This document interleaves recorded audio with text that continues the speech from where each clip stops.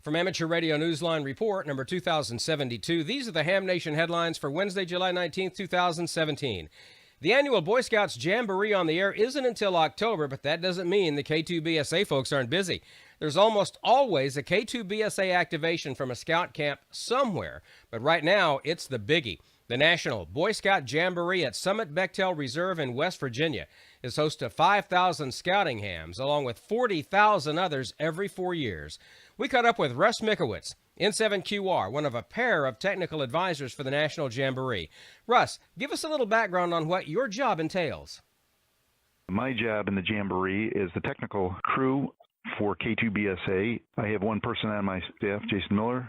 Between us two, we sort of shepherd the rest of the operations people. We get labor from wherever we can find it, and essentially put the radios together, put the antennas together, get all the feed lines together, and set up around 6 stations. We'll have a VHF station and about 4 HF stations, and maybe a rover station that can do other things like Echolink. So the other part of my job is, if anything breaks, if we can put it back together again, or if smoke gets out, we try and put it back in the box so that we have stations operating all the time. And then at the end, we'll run around for a couple of days, boxing it all up, putting it in a trailer, and shipping it back to where they store it. It's a big job, so get on the air and listen for the National Jamboree stations now through July 28th. Hamfest season rolls on with the Oklahoma City Ham Holiday this coming weekend, July 21st and 22nd. Ham Holiday has been an annual event in the capital city of the Sooner State since 1974, and this year marks the debut of their new venue, the 15-story Tower Hotel. I'm honored to be attending this year as a speaker at the Friday night banquet, and I'll be attending the Hamfest on Saturday as well, taking in a couple of forums, meeting people, and soaking in the great Oklahoma hospitality. It's going to be so good to be back in the place where I grew up. Another member of the Newsline staff hails from the Oklahoma City area, Mike Askins, KE5CXP. He'll be in attendance as well. Mike and I will look for you in OKC this weekend. There's a big Hamfest coming up next month in the Chicagoland area, and Neil Rapp has more on that one.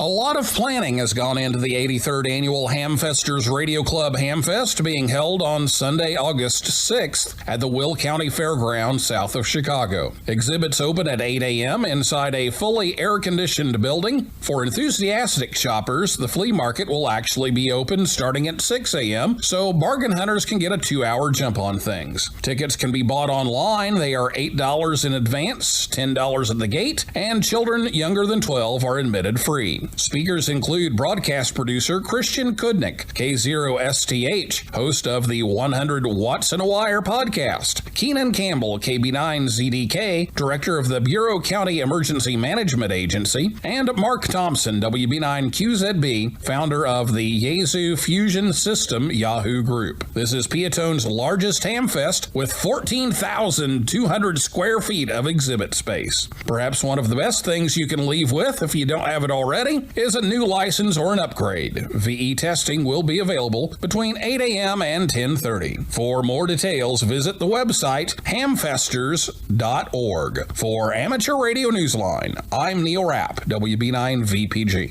For the rest of this week's Amateur Radio News, please listen to the full Amateur Radio Newsline report online, on a repeater near you, or on shortwave radio station WTWW at 9930 and 5085 kilohertz.